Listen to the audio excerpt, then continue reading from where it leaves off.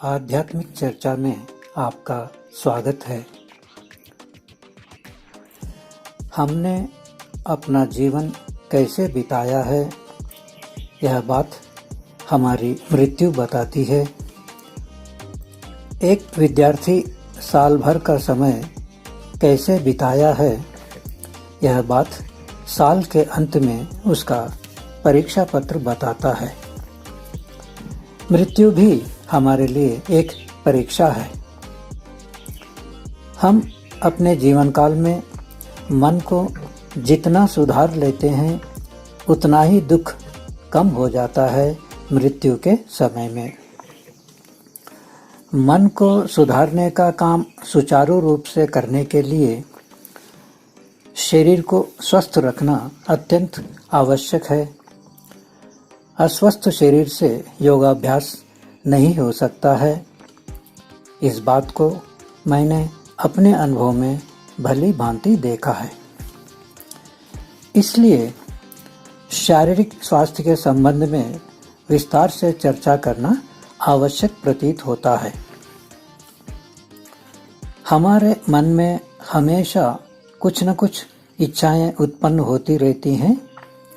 भौतिक जीवन में भोग संबंधी इच्छाएं और आध्यात्मिक जीवन में योग संबंधी इच्छाएं उत्पन्न होती हैं। इन इच्छाओं को पूर्ण करने के अवसर की प्रतीक्षा में हमारा जीवन व्यतीत होता जाता है।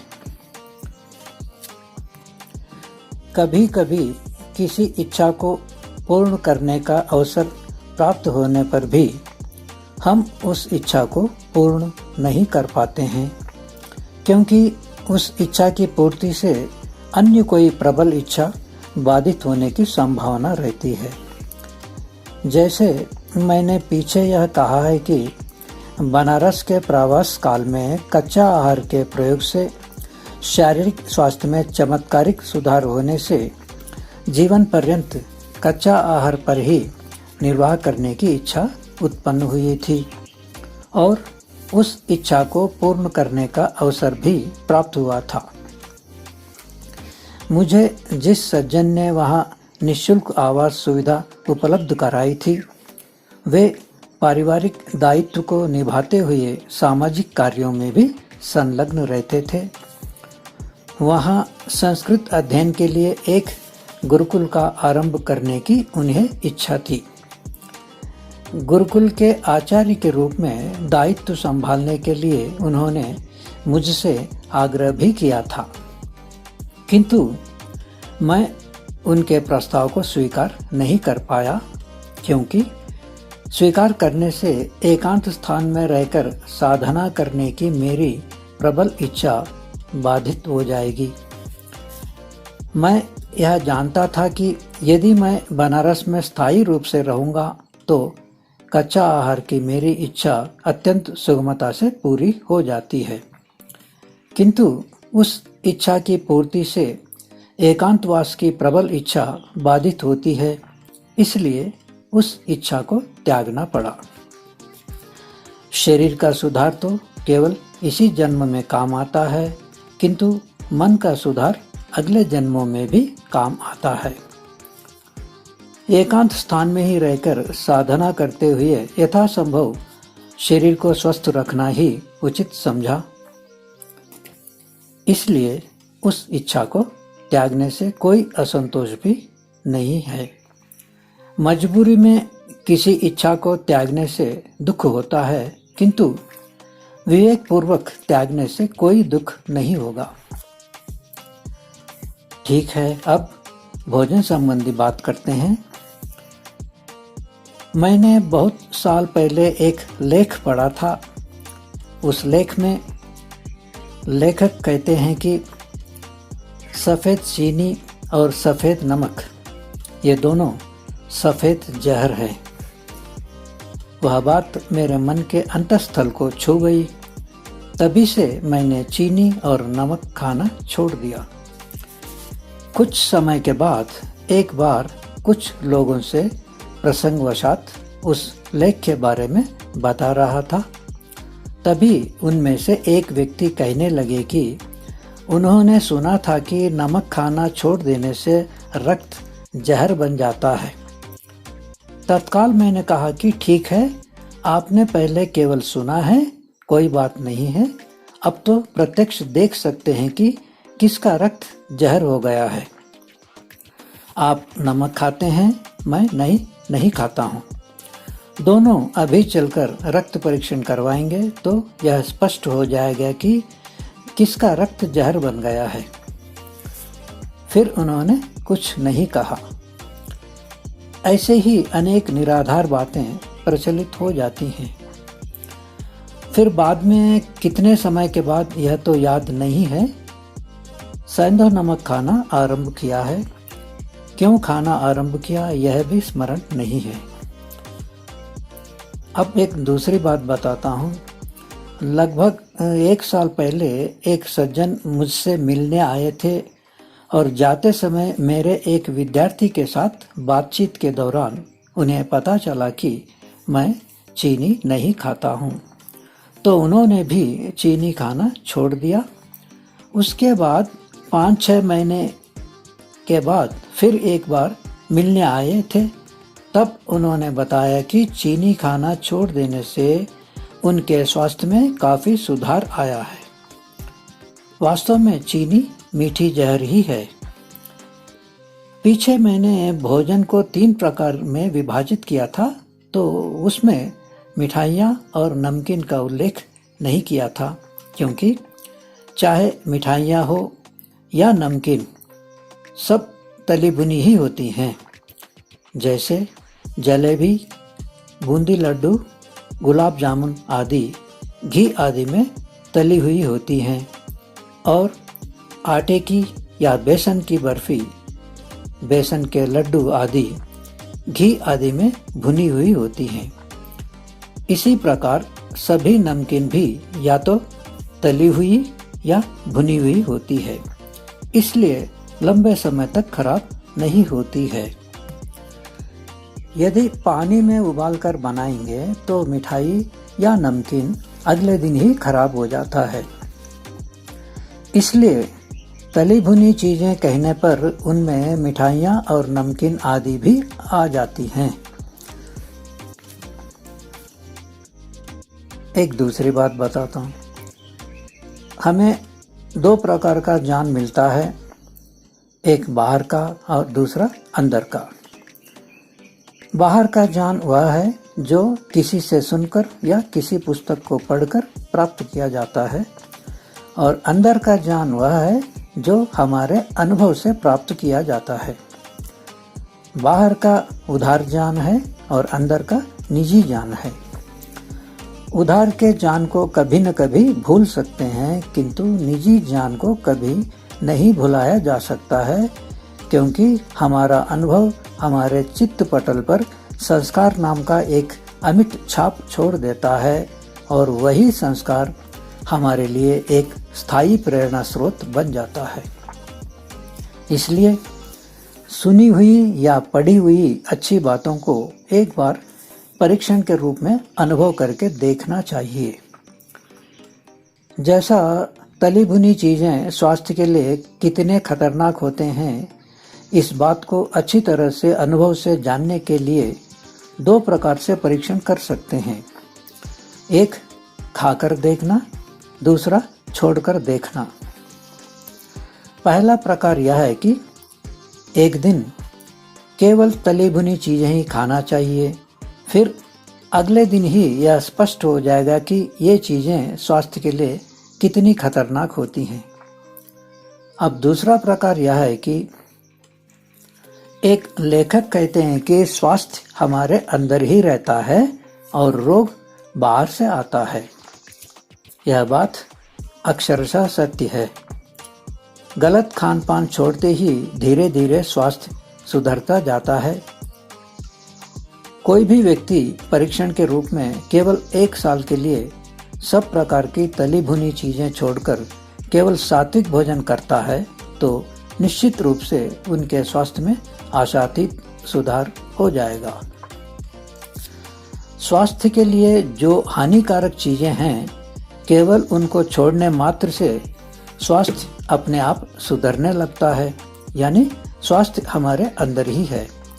गलत खान पान के कारण ही हम रोगी होते रहते हैं, यानी रोग बाहर से आता है गलत खान पान के रूप में।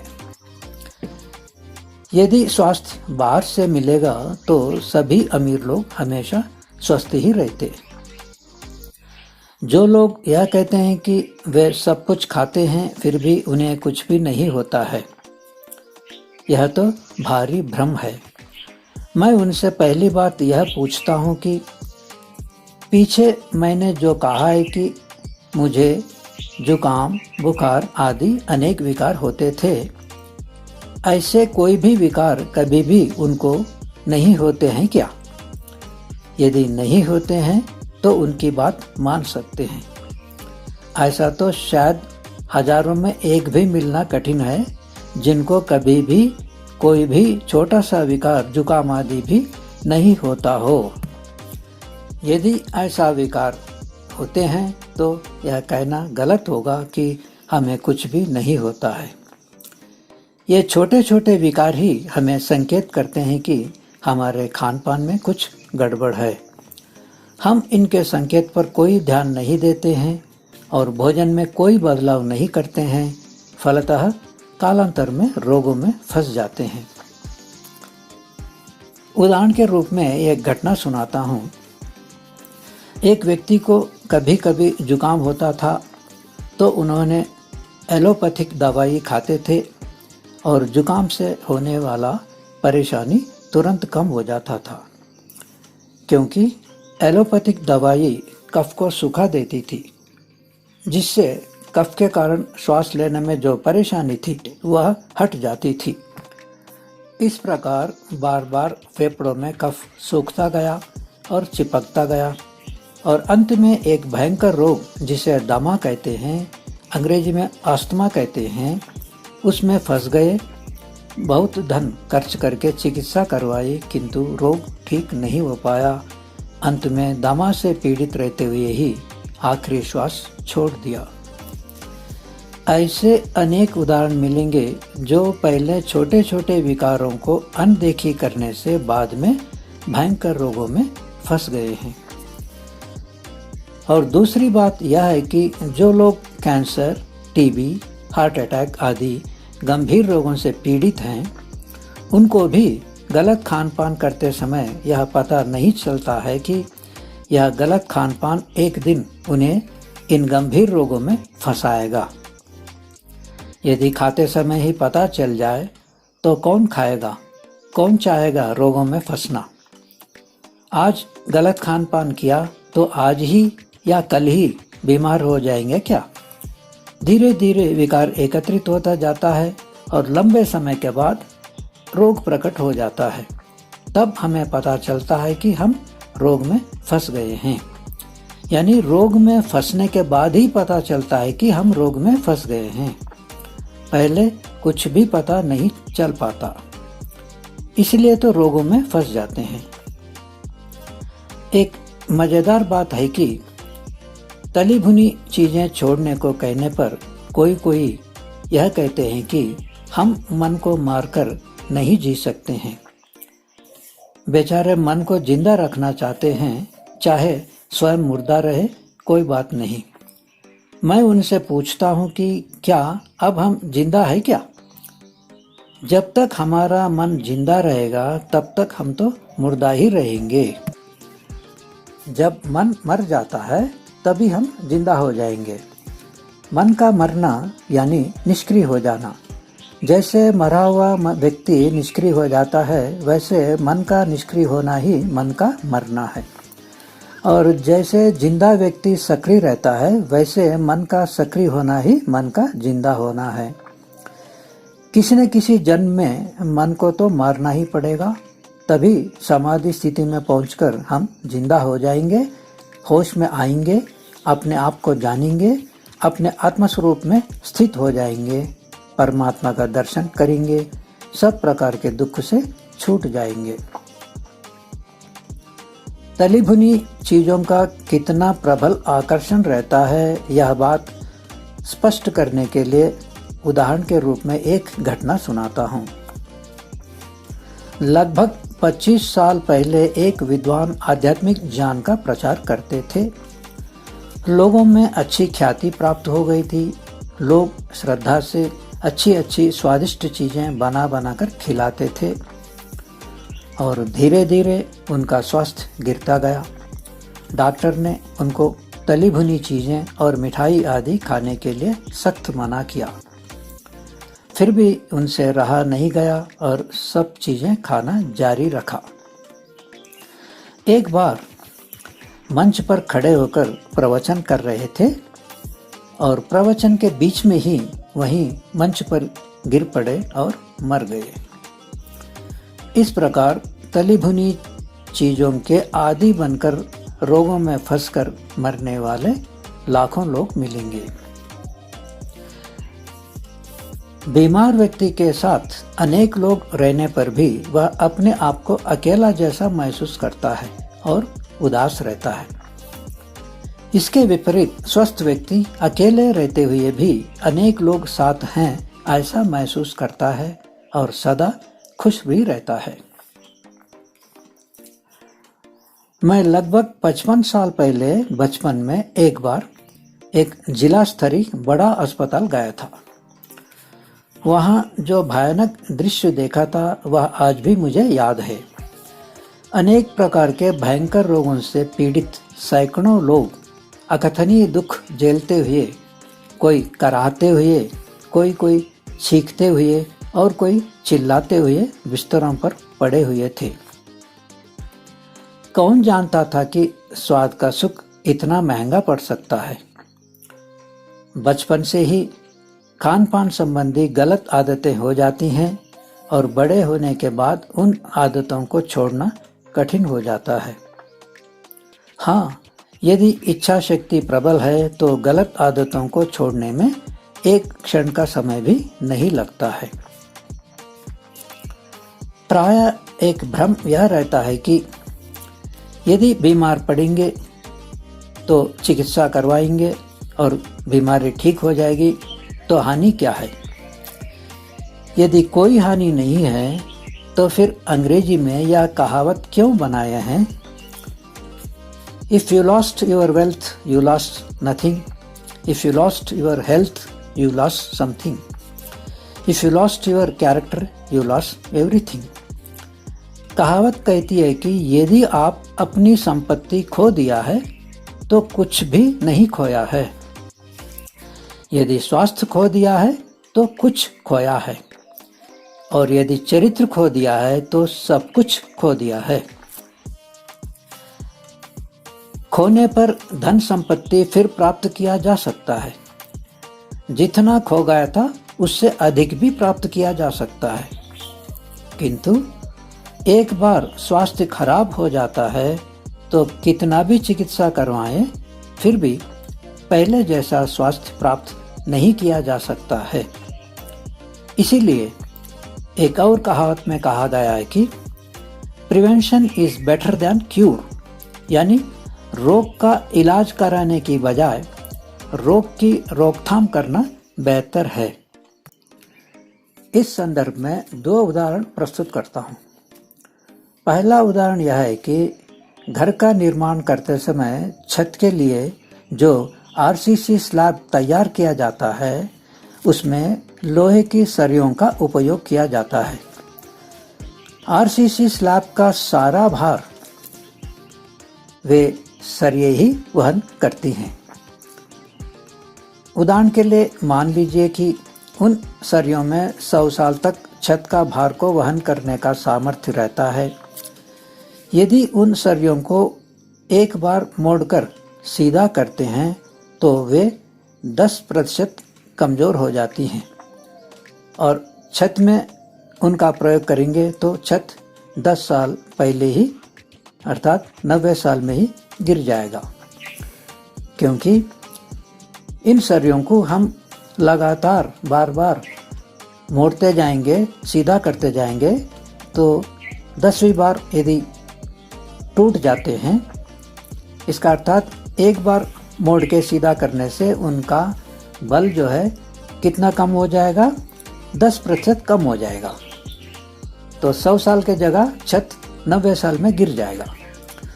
इस प्रकार जितनी बार मोड़ेंगे उतना कमज़ोर होती जाएंगी ये सरियें और छत भी उतनी जल्दी गिरेगा। एक दूसरा उदाहरण सुनाता हूँ। साइकिल के रबर ट्यूब में हवा को धारण करने का सामर्थ्य रहता है। उदाहरण के लिए मान लीजिए कि यदि 20 बार पंक्चर करके पैच लगवाएंगे तो वह ट्यूब में हवा को धारण करने का पूरा सामर्थ्य समाप्त हो जाता है, यानी वह ट्यूब बेकार ही हो जाता है। यदि एक बार पंक्चर होने पर वह 5% कमज़ोर हो जाता है। इस प्रकार जितनी बार पंक्चर होगा उतना कमज़ोर होता जाएगा और उतना जल्दी वह बेकार भी हो जाएगा। जैसे बार बार मोड़ने से सरिये कमज़ोर होती चली जाती हैं या बार बार पंक्चर करने से रबर ट्यूब कमज़ोर होता जाता है, वैसे ही बार बार बीमार पड़कर चिकित्सा करवाएंगे तो रोग प्रतिरोधक सामर्थ्य कम होता जाएगा और रोगों का आक्रमण बढ़ता जाएगा। परिणाम स्वरूप समय से पहले ही जीवन लीला को समेटकर अगली यात्रा के लिए रवाना हो जाएंगे। ठीक है, अब चर्चा को यही विराम देते हैं, फिर मिलेंगे अगली चर्चा में।